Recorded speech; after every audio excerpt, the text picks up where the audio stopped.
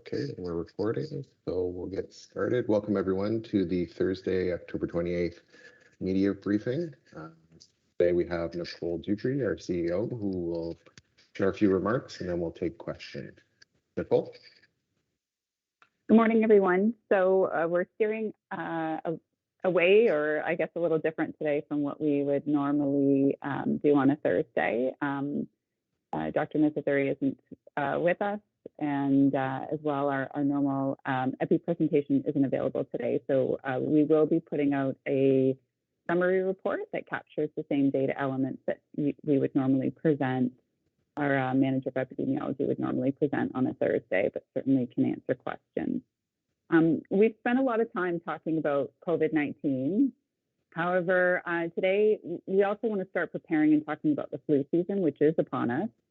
It's more important now than ever to prevent additional outbreaks of respiratory viruses and reduce spread of flu given the pandemic. In most years, the flu results in approximately 12,200 hospitalizations and 3,500 deaths in Canada. Last year, we saw only 180 lab-confirmed cases of influenza in Windsor and Essex County. And to date, there have been no cases of influenza for this season. Some individuals are more vulnerable to experiencing complications from flu than others, similar to other respiratory viruses. They include infants under 6 months of age, as their immune system is still developing, children under 5 years of age, people 65 years of age and older, and those who have a weaker immune system, individuals that are pregnant, and people with conditions such as asthma, heart disease, or diabetes. And complications from catching the flu can include serious conditions like pneumonia, heart attack, in some cases death. The flu shot is a safe and one of the most effective ways of preventing the spread of influenza virus, and so we encourage everyone to get their flu shot.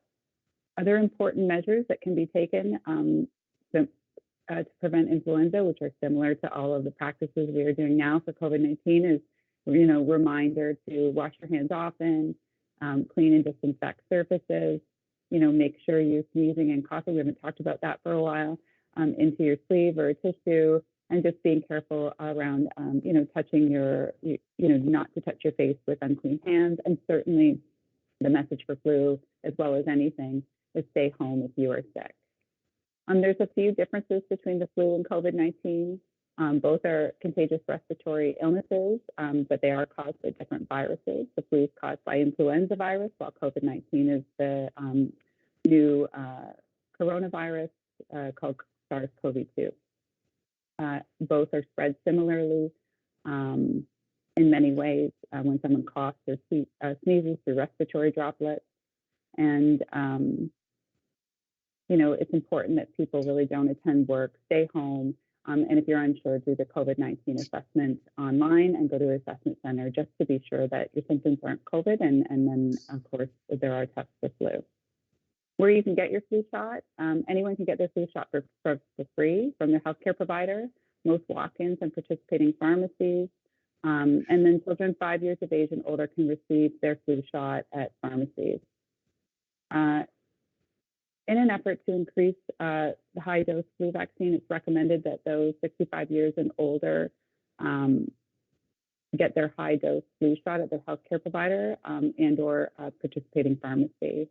And you can go to our website to find those pharmacies that do participate in the high-dose flu shot at www.wechu.org/flu. And that is it for our opening remarks. The only other, update I will give is just, I know this is probably of most interest, but at this point, our fully vaccinated coverage rate for 18 plus is at 82.1%. So it's great to see that. And our overall coverage rate, including those 12 years old and older, is at overall 71.1%. So we're still climbing. Thank you, Nicole. We'll start taking questions from the media. Today we'll start with the Windsor Star. Good morning, Nicole. Can you comment on what flu season was like in Windsor-Essex last year? So last year we really didn't have any, it was quiet. So we didn't have any flu-related outbreaks that I am aware of. We do have a few respiratory outbreaks already this year. And what is the region's typical flu shot coverage?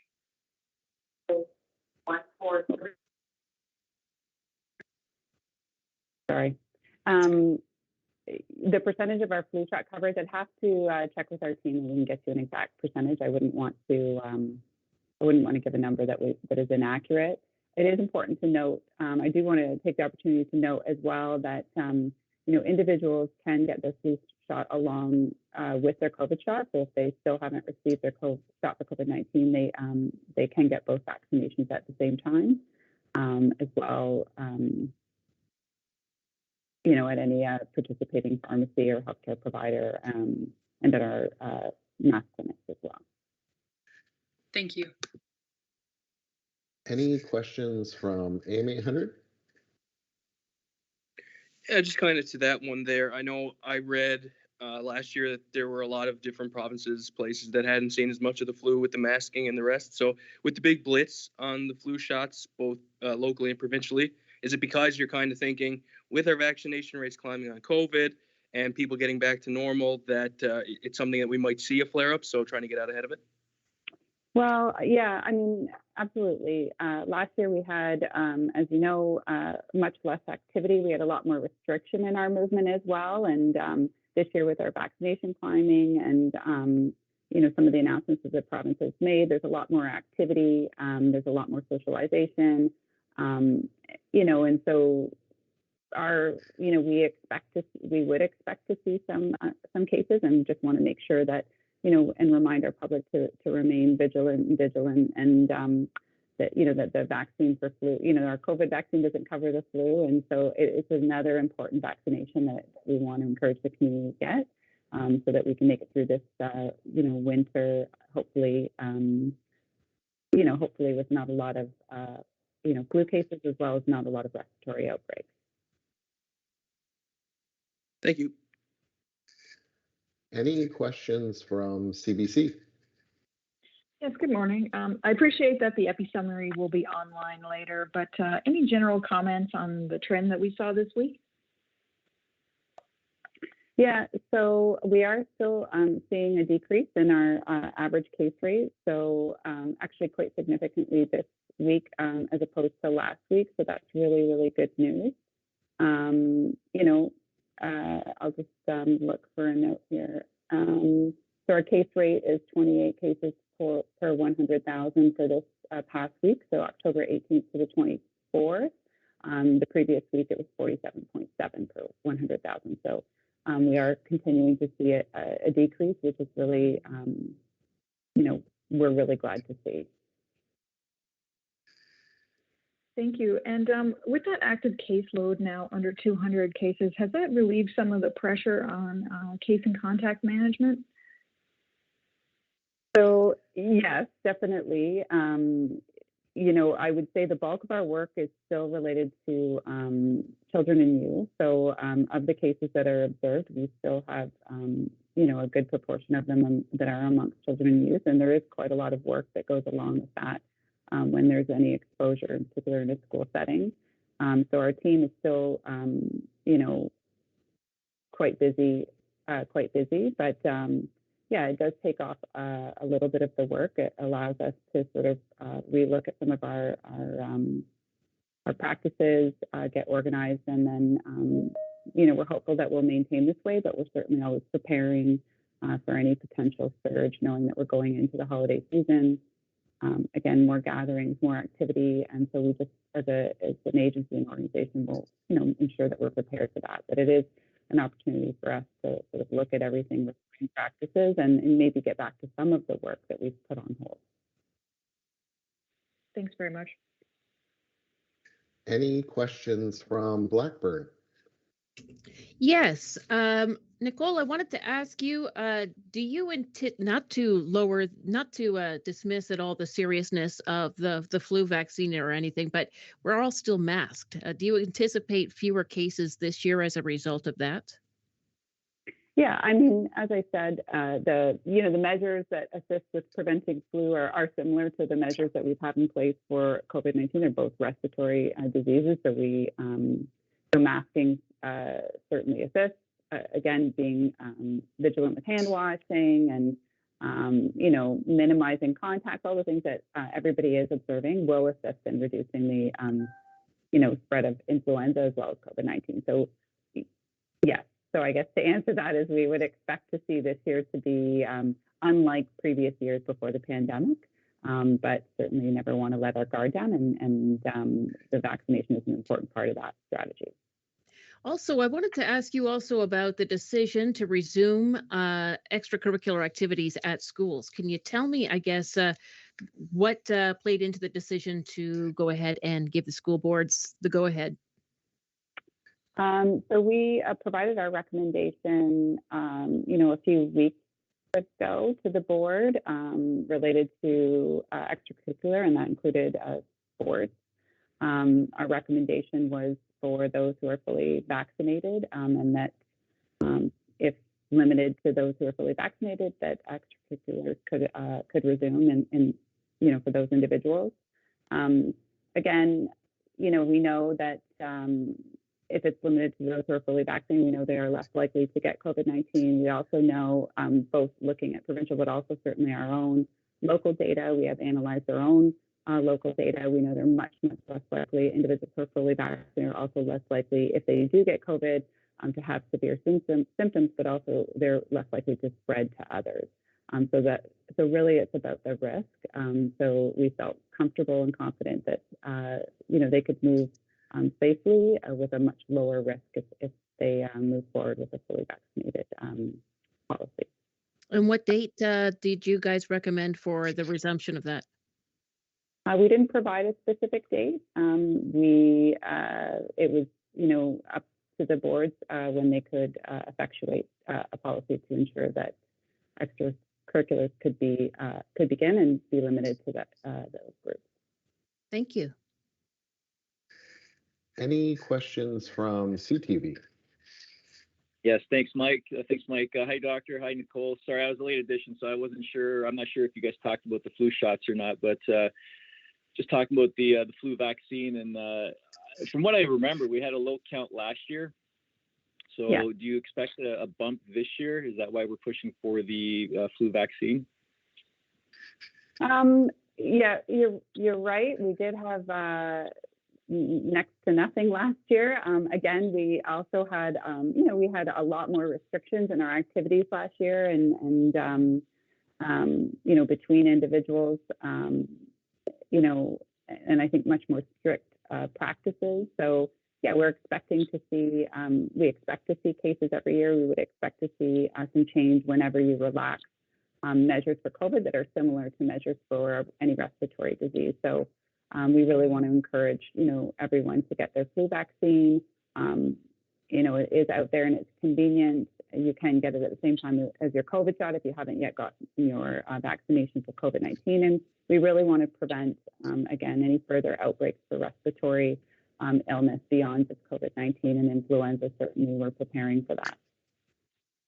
How important is that now, especially for the, long-term care facilities and retirement homes and just the older population, and I guess just the population in general? How important is that flu shot this year as opposed to in years past? I think it's important every year, but our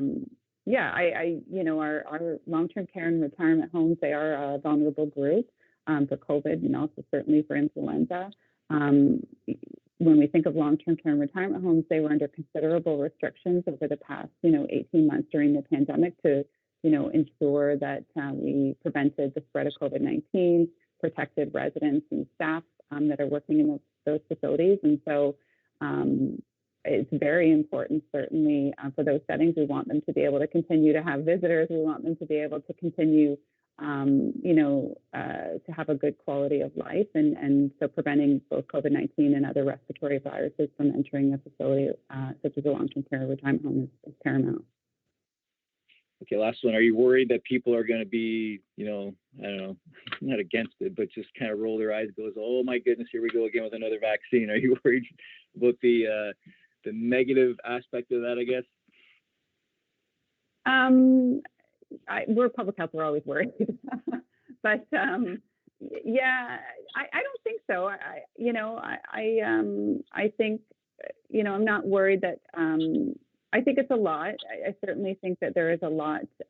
We also have childhood vaccinations that we're trying to catch up on. So, there is a lot as it relates to vaccination, but I'm not worried that, individuals won't see the importance of the influenza vaccine, especially given that we're, in the middle of a global worldwide pandemic related to respiratory virus. Okay, great. Thank you. Any additional questions from the Windsor Star? No, thank you. Any additional questions from AM 800? No, I'm good, thanks. Any additional questions from CBC? No, thank you.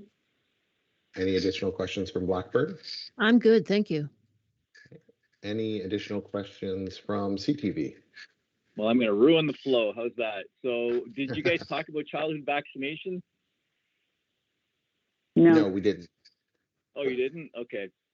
May I real quick, because I know the AM 800 poll talked about childhood vaccination, and I know in the States they're a little apprehensive about getting kids between 5 and 11 vaccinated. So what do you say to parents when it comes to that and, pushing that forward? It's understandable. As a parent myself, it's understandable that, you're making decisions for your child and you want to make the best decision. And I think what we would say is talk to your healthcare provider, call the health unit, talk to, a trusted source that you can get the facts that you need to feel that you're making the right decision and an informed decision for your child. I again, can appreciate and we expect that, some parents will have reservations and they'll want more information before they move forward. Not unlike what we saw for children and youth 12 to 17, but certainly for the 5 to 11 group, we would ask that parents, go to our website, seek out information. We will be working across our teams and with our partners in the community, to share information. But really, your primary care provider is a great source of information. Talk to your healthcare provider, call the health unit. And we have promoted as well in the past. There is the sick kids. There is the sick kids line, which is a telephone number. Parents can find on our website. They can book an appointment and talk to a registered nurse, a pediatric nurse, and get their questions answered about the vaccine and what it means, and hopefully get the information they need to feel comfortable to move forward. Okay, great. I appreciate that, Nicole. Thank you. Yeah. Okay, thank you, everyone. That's the end of the media briefing. We'll see everyone on Monday, November 1st at 8:30 a.m. and enjoy your weekend. Thanks, you too. Thank you. you. You too. You too. Happy Halloween. Happy Halloween.